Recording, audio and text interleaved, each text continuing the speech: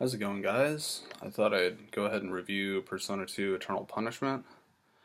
My god, dude, this game has taken me forever to play. I think my final playtime is around 75 hours, something like that. And I think it's a lot more fulfilling to play a game of that length than playing a lot of these modern jrpgs that kind of spoon feed you your accomplishment. But I think, yeah, it was a lot more fulfilling than Innocent Sin. For some reason, Innocent Sin was a very, very short game. I'm not sure if I missed out on any any secrets in Innocent Sin. I don't believe I did, but Eternal Punishment took forever to 100%. But I think it was a lot more of a robust experience than Innocent Sin. Um, Yeah, Innocent Sin was very easy too, and I think it was just a little bit too easy, um, and they fixed that problem in Eternal Punishment. Um, I never had a single game over screen on Innocent Sin, but Eternal Punishment was kicking my ass constantly. I think the balancing was off, but I think it was a little bit off. I mean, it's difficult to say what is fair and what's not fair, but I think there were times when it felt like the disparity between the natural level of your party and how it was growing and the level of the enemies became a little too much. I think they may have intended you to grind. Although this game came out in 2000, so I'm not sure if JRPG companies were really too keen on forcing the player to grind like they were back in the NES era. But yeah, this game will kick your ass if you don't grind.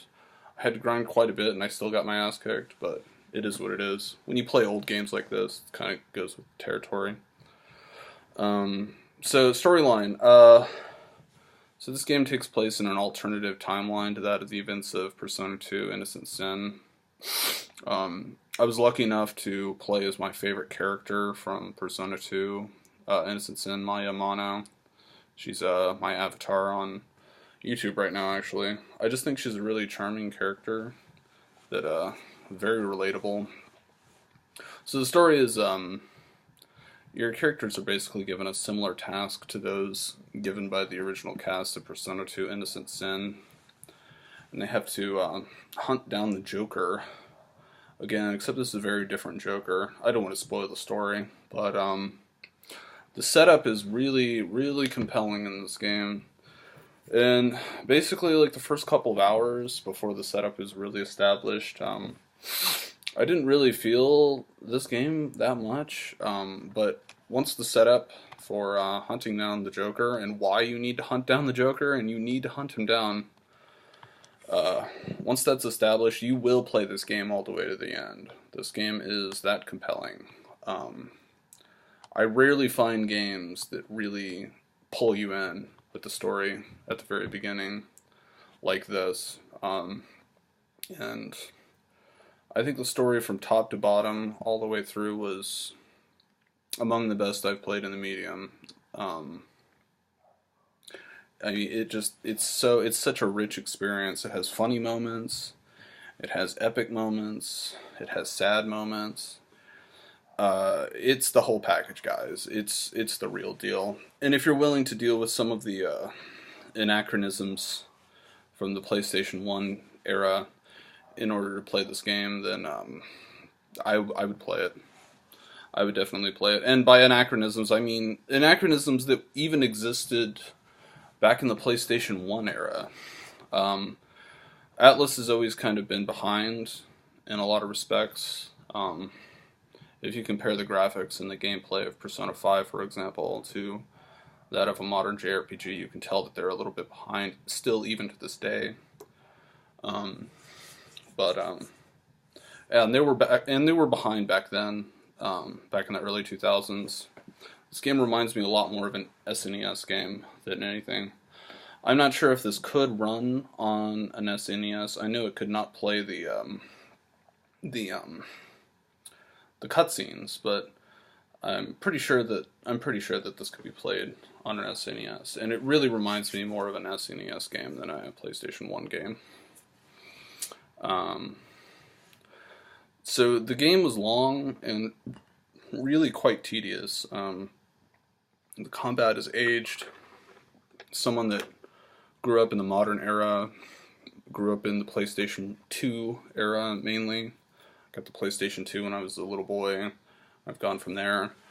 Um, this is a pretty tedious game. Combat is really slow, and it doesn't have any of the advantages that the remake of Persona 2 Innocent Sin had, like the lack of loading screens, lack of bad screens, I should say, and the auto battle. The auto battle exists in this game because you're able to repeat the actions that your party members made in the last battle, but it's still tedious. It still takes way too many inputs to initiate the auto battle. And there, you can notice that this game has aged quite a bit gameplay wise. But again, the storyline, which is fantastic, and the plot, well compensates for it. The music is just as good as Innocent Sin. I think it's a little bit better. You can maybe tell that the composers, who are exactly the same as from Innocent Sin, they improved their methods a little bit. The instruments sound a little bit more modern than they did, which was 2 years prior, whenever they made Innocent Sin. The music is fantastic. I like the city map theme. The city map theme in the very beginning of the game was so good that I felt like I would just sit on the world map and not do anything and just groove out to this map theme. It was that killer. I'll actually post the map theme in the video description. That map theme is just the shit, man. It is so funky and killer. Oh my god.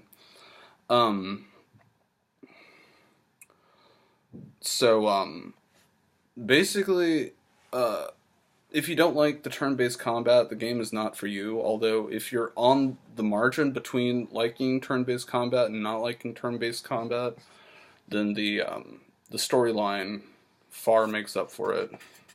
So, and if you don't feel like, or if you didn't know how good the storyline was for this game, and you really didn't want to play Persona 2 Innocent Sin in order to get to Eternal Punishment, then I would suggest playing Innocent Sin just for the story, because it's probably in the top 5 of my favorite stories of all time in a JRPG, and it's well worth it. So that's my review for Eternal Punishment. What score would I give it? I'd give it a 9, because it has a 10 out of 10 story, and the combat is really tedious, and the gameplay is really tedious, but I think it's worth it for the story. So yeah, that's my review. Let me know what you think in the comments section, and I'll see you guys next time.